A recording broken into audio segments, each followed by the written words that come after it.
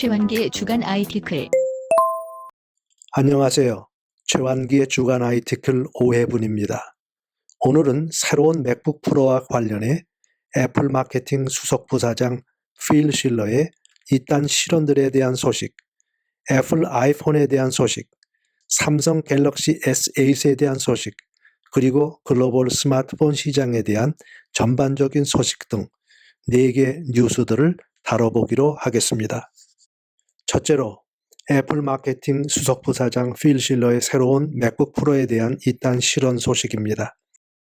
지난주 최완기의 주간 아이티클 4회분에서 언급한 것처럼 실러는 먼저 애플이 새로운 맥북 프로의 램의 최대 용량을 32GB 대신에 16GB로 제한한 정책을 변호하고 나섰습니다. 그는 램 최대 용량을 16GB로 제한한 것은 배터리 수명 때문이라고 변명했습니다. 그는 11월 3일 디 인디펜던트와 인터뷰에서 새로운 맥북 프로가 애플이 출시한 프로 노트북 중에 가장 많은 주문을 받았고 애플이 출시한 가장 인기 있는 프로 노트북이라고 말했습니다. 그러나 애플 팬들은 새로운 맥북 프로에 너무 비싸게 매긴 가격과 심지어 최신 플래그십폰 아이폰 7조차도 맥북 프로에서 동굴 없이 충전할 수 없다는 점을 지적하고 불평을 제기했습니다. 실러는 팬들의 이런 비판을 들었다고 말하고 이는 자신에게 약간 놀라운 것이라고 덧붙였습니다. 그러면서 애플의 신제품은 항상 어느 정도는 논쟁의 대상이었다고 말했습니다. 게다가 그는 새로운 맥북 프로가 아주 유용한 기능인 SD카드 슬롯을 없앤 것에 대해 무선 전송 기술의 유용성 때문에 SD카드 슬롯은 필요하지 않다고까지 말했습니다. 테크 미디어들은 실러의 이런 발언들을 곧바로 비판하고 나섰습니다. 애플 팬들도 다양한 포럼들을 통해 이미 새로운 맥북 프로를 사지 않기로 결정했다고 비판해서 끝나는 것이 아니라 실행으로 옮기려는 움직임이 포착되었습니다. 그리고 영향력 있는 일부 트위터 사용자들은 애플이 동굴 장사를 하려 한다고 비판했습니다. 그리고 이를 동굴 게이터라고 비꼬기까지 했습니다. 심지어 일부 애플 팬들은 애플이 이제까지 출시한 모든 동글의 사진을 포스팅하고 모든 동글의 가격을 합하면 250불이 넘는다고 조롱했습니다. 애플은 사태가 심각한 방향으로 흐르고 있고 애플 팬들의 민심 이반 조짐을 간파한 후에 11월 4일 새로운 맥북 프로 구매자들의 불평을 달래기 위해 USB-C 동글 가격을 전격적으로 19불에서 9불로 인하했습니다. 그리고 다른 동글들의 가격도 인하했을 뿐만 아니라 LG의 울트라 파인 5K와 4K 디스플레이의 가격도 한시적으로 25% 인하했습니다. 물론 애플은 회사의 자존심을 지키기 위해 한시적 혹은 잠정적이라고 하는 단어들을 사용했지만 애플이 행한 전례가 없는 가격의 대폭 인하를 보면서 이번 사태가 얼마나 심각하고 화급했던가를 엿볼 수 있었습니다. 둘째로 애플 아이폰에 대한 소식입니다. 지난주도 다른 주와 마찬가지로 애플 아이폰에 대한 다양한 소식들이 나왔습니다. 먼저 일본 경제지 니케이 아시아는 10월 29일 팍스콘이 올 8월 인수한 샤프가 2017년 가을 출시될 예정인 아이폰 8 플러스의 커브드 OLED 디스플레이를 공급할 수도 있다고 보도했습니다. 샤프 CEO 타이쟁 위는 타이완 타퉁 대학에서 명예박사 학위를 받는 자리에서 애플 아이폰이 LCD에서 OLED로 이동하고 있다고 학생들에게 말했습니다. 그리고 애플이 OLED로 이동하지 않으면 아이폰에는 더 이상 혁신은 없다고까지 말했습니다. 그러나 그는 애플이 언제 OLED로 이동할지는 모른다고 말하고 애플이 샤프로 하여금 미국에서 OLED 패널을 생산하도록 요구한다면 그렇게 할 것이라고 덧붙였습니다. 그러나 문제는 샤프가 2017년 아이폰 8 플러스에 OLED 패널을 공급할 수 있느냐 하는 것입니다. 업계 소스들에 의하면 팍스콘의 추가 투자로 샤프가 OLED 설비를 건설하고 있는 것은 맞지만 일정으로 볼 때 2017년 아이폰 8용으로 공급하는 것은 어렵다고 하는 것이 중론입니다. 그리고 다른 유력한 보도들은 물량 공급 문제로 2017년 아이폰 8 모델 중 플러스 모델에만 OLED 패널이 채용되고 그것도 전량을 삼성이 공급할 것이라고 말했기 때문입니다. 니케이 아시아는 또한 10월 31일 업계 소스를 통해 팍스콘이 아이폰 출시 10주년을 맞아 2017년에 출시될 예정인 아이폰 8에 들어갈 무선 충전 기능 모듈을 개발하고 있다고 전했습니다. 그러나 이 소스는 이 무선 충전 기능이 아이폰 8에 실제로 채용될지 여부는 팍스콘이 만족할 만한 단계로 수율을 끌어올리느냐에 달려있다고 말했습니다. 물론 삼성을 포함한 애플의 경쟁 업체들은 이미 무선 충전 기능을 수년 전부터 제공해 왔습니다.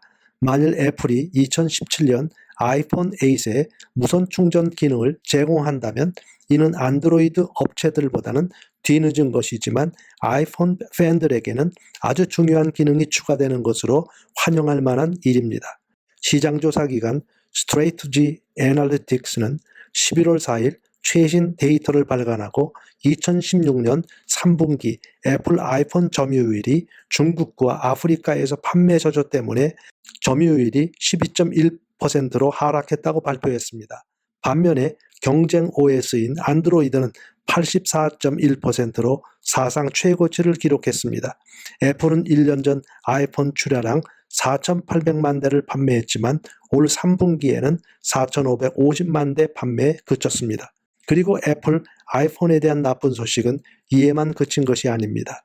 UBS는 11월 5일 미국, 영국, 중국, 독일, 일본의 소비자들 6,500명을 대상으로 가성비에 대한 조사 결과를 발표했습니다.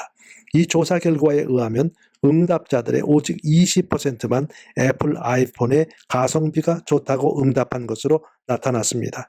이는 삼성의 48%, LG의 50%, 노키아의 60%보다 크게 뒤지는 것이고 심지어 잘 알려지지 않은 브랜드인 메이주의 63%와 GTE의 52%보다 크게 뒤지는 것입니다. 애플에게 더 충격적인 소식은 11월 5일 애플 분석가 밍치 구어로부터 나왔습니다. 구어는 2017년 전반기 아이폰 판매가 새로운 아이폰 SE 모델의 결여로 하락이 예상된다고 말했습니다. 그는 2017년 1분기 아이폰의 출하량은 2016년 1분기에 5,120만 대보다 하락한 4천만 대에서 5천만 대가 될 것으로 예상했습니다. 그리고 코어는 2016년 2분기 아이폰 출하량이 예상보다 높았던 것은 아이폰 SE의 수요 때문이었다고 말했습니다. 그러나 애플은 순마진율을 높이고 고급 모델을 잠식을 피하기 위해 2017년 2분기에 업그레이드된 아이폰 SE를 출시하지 않을 것으로 예상한다고 말했습니다. 따라서 새로운 아이폰 SE 모델의 출시 없이 2017년 2분기에 아이폰 출하량은 3,500만에서 4천만 대로 2016년 2분기 4,040만 대보다 하락할 것으로 예상했습니다. 그리고 애플은 이 같은 아이폰 출하량의 하락으로 인해 이달 혹은 다음 달부터 단가를 줄이기 위해 공급 업체들에게 압력을 가할 것이라고 말했습니다. 구어는 PCB와 패널과 관련된 협상력이 약한 업체들은 심화된 경쟁으로 인해 가격 인하가 필연적이라고 말했습니다. 그러나 소수의 협상력이 강력한 업체들에게는 애플이 가격 인하를 강요할 수 없을 것이라고 말했습니다.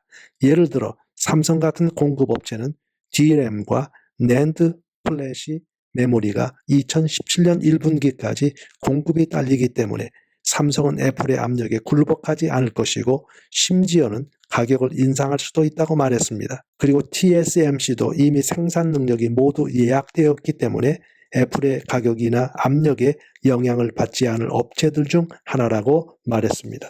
셋째로 삼성 갤럭시 S8에 대한 소식입니다. 이미 지난달 월스트리트저널은 삼성 임원 이경태 상무의 언급을 인용해 삼성이 2017년 1분기에 출시할 갤럭시 S8이 세련된 디자인과 향상된 카메라 그리고 향상된 인공지능 서비스를 제공할 것이라고 말했습니다. 이 상무는 더 이상 갤럭시 S8의 상세 사항에 대해 말하지 않았지만 지난 삼성 디스플레이와 삼성이 출원한 상표를 통해서 약간의 암시가 드러났습니다. 먼저 삼성 디스플레이 수석 엔지니어 박원상은 갤럭시 S8의 OLED 디스플레이 면적 비율이 90% 이상이 될 것이라고 말했습니다. 디스플레이 면적 비율은 폰 전면 전체에 비해 디스플레이가 차지하는 비율을 의미합니다. 보통 스마트폰의 디스플레이 면적 비율이 80%인 것을 감안하면 90% 이상은 거의 풀 스크린에 가까운 것입니다. 이는 아마도 삼성이 갤럭시 S8의 홈 버튼을 제거하고 스크린에 지문 인식 센서를 임베디드하는 최초의 스마트폰이 될 수도 있다는 것을 암시해 주는 것입니다. 그리고 그는 삼성이 수년 내로 디스플레이 면적 비율을 99%까지 끌어올릴 것이라고 말해 폰의 전면 전체를 완전히 디스플레이로 덮는 제품이 도래하는 시대가 올 것도 암시했습니다. 11월 3일 샘 모바일은 삼성이 국내 특허청에 갤럭시 S8에 채용될 인공지능 비서의 명칭을 빅스비로 추론했다고 전했습니다. 삼성은 빅스비의 상표 추론에서 이를 개인정보 관리용 컴퓨터 소프트웨어라고 설명했지만 이는 삼성이 최근 인수한 인공지능 서비스 스타트업 비브의 공동 설립자가 개발했고 애플에게 매각한 시리보다 더 향상된 인공지능 비서일 가능성이 아주 높습니다. 비브의 공동 설립자 데그 키틀라우스, 애덤 체이어, 브리스 브리검은 시리를 애플에게 매각한 후에 애플에 합류했지만 애플이 지향하는 방향이 그들의 이상과 맞지 않아 2012년 애플에서 나왔습니다. 그리고 새로운 회사를 설립했는데 그것이 바로 비브입니다. 비브의 인공지능 서비스는 시리보다 더 광범위하고 더 강력한 것이라고 테크크런치는 말했습니다. 따라서 2017년 초 삼성 갤럭시 S8에 차용될 빅스비가 과연 얼마나 강력하고 유용할 것인지 귀추가 주목됩니다. 마지막으로 글로벌 스마트폰 시장에 대한 전반적인 소식입니다. 먼저 10월 말 와이파이 얼라이언스는 2017년 중 스마트폰과 랩탑의 초고속 Y기그 규격을 제공할 것이라고 전했습니다. 이는 기존 와이파이 최고 속도의 거의 2배에 달하는 것입니다.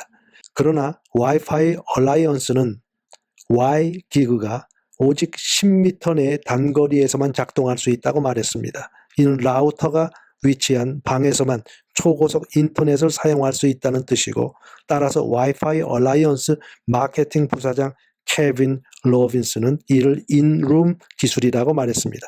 아마도 이 기술은 기존 와이파이 속도로는 이상적인 VR과 AR 경험에 많은 제한이 있는 것을 극복하게 할 것입니다. 현재까지 게임 콘솔이나 PC용 VR 헤드셋을 사용하려면 유선 연결이 필수적입니다.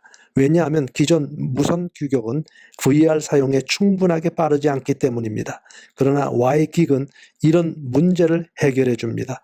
Y기그의 속도는 VR과 증강현실과 4K 비디오를 폰으로부터 랩탑이나 데스크탑으로 스트리밍하는 것을 가능하게 해줄 것입니다. 그리고 이 Y기그 기술은 새로운 무선 규격인 802.11ad에 포함되고 최고 속도는 8기가빗/세컨드로 기존 802.11ac의 4.5기가빗/세컨드보다 거의 2배 가까운 속도를 제공할 것입니다. 이미 이달 초 이 규격을 지원하는 라우터들이 시장에 나왔고 내년 중에 이 규격을 사용하는 스마트폰들과 랩탑들이 줄줄이 출시될 것으로 예상됩니다. 글로벌 스마트폰 시장의 또 다른 소식은 중국 업체 샤오미와 화웨이의 비즈니스 확장 전략에 관한 것입니다. 샤오미 국제 담당 부사장 휴거 바라는 11월 1일 인게짓과의 인터뷰에서 자사가 미국 시장에 진출하기 위해 망 테스트 중에 있다고 말했습니다. 그는 정확한 미국 시장 진출 시기에 대해서는 언급하지 않았지만 그 시기가 2017년이 될 것을 암시했습니다. 그러나 미국 시장은 샤오미가 생각하는 것처럼 그렇게 만만한 시장은 아닙니다. 가장 큰 장애물은 미국 메이저 통신사들의 높은 벽입니다. 오직 했으면 한때 스마트폰의 최강자였던 소니와 노키아와 같은 업체조차도 그 장벽을 넘지 못했고 현재 소니 같은 업체는 아주 어려움을 겪고 있습니다. 이미 폰의 품질과 판매 가능성이 입증된 기존 플레이어들이 아닌 샤오미와 같은 신규 플레이어들은 그 높은 장벽을 뛰어넘는 것이 어렵다고 생각합니다. 더군다나 샤오미가 만일 미국 통신사들을 통해 자사 폰들을 판매하려면 마케팅을 필수적으로 해야 하고 이는 평균 판매가가 인상되는 요인이 됩니다. 따라서 샤오미는 마케팅을 필요로 하지 않아 저렴한 가격으로 고품질의 폰들을 판매해왔던 방식에서 탈피하지 않으면 안 됩니다. 물론 샤오미는 스마트폰들을 통신사들을 통하지 않고 자사 웹사이트를 통해 판매할 수 있는 방법은 있지만 이미 소니를 통해서 알 수 있는 것처럼 이 방식을 통한 판매량은 미미할 것입니다. 11월 1일 다른 중국 업체 화웨이 CEO 리차드 위는 유럽에서 새로운 플래그십폰 메이트 9을 출시하면서 2년 내에 애플을 제치고 세계 2위 스마트폰 업체가 될 것이라고 말했습니다. 원래 화웨이는 통신 장비 업계의 강자였으나 소비자 기기 분야에 진출한 지 수년 만에 이제 삼성과 애플에 이어 세계 3위 스마트폰 업체가 될 만큼 저력이 있는 회사입니다. 화웨이는 애플을 제치고 세계 2위 업체가 되기 위해서는 먼저 유럽 시장과 미국 시장에서 성공해야 합니다. 이미 화웨이는 유럽 시장에는 진출했지만 미국 시장에는 아직 존재감이 미미합니다. 더군다나 미국은 의회와 정부로부터 화웨이 통신 장비 설치가 금지되었기 때문에 시장 확장이 쉽지 않은 상태입니다. 따라서 미국 시장에서의 성공 없이는 애플을 제치고 2위가 된다는 목표는 달성이 어려울 것으로 보입니다. 지난주 글로벌 스마트폰 시장에서 가장 쇼킹한 소식은 11월 4일 BMO 캐피털스 마켓스 분석가 팀 롱이 최신 데이터를 통해 애플이 2016년 3분기 전체 스마트폰 이익의 103.6%를 차지했다고 발표한 것입니다. 업계 1위 업체인 삼성은 갤럭시 노트 7의 리콜과 단종으로 인해 전체 스마트폰 이익의 오직 0.9%를 차지한 것으로 나타났습니다. LG와 HTC와 소니 등 다른 업체들은 모두 적자를 기록했기 때문에 애플 한 회사가 전체 이익의 100% 이상을 차지하는 것이 가능했습니다. 전문가들은 만일 삼성이 노트 7의 리콜과 단종이 아니었더라면 전체 스마트폰 이익의 20% 이상 차지할 수도 있었을 것으로 예상했습니다. 아마도 노트 7의 부정적인 영향은 4분기에도 계속 이어질 것으로 예상되기 때문에 다음 분기에도 이익 면에서 애플의 독주가 예상됩니다. 이상 최완기의 주간 IT클 5회를 마칩니다. 감사합니다.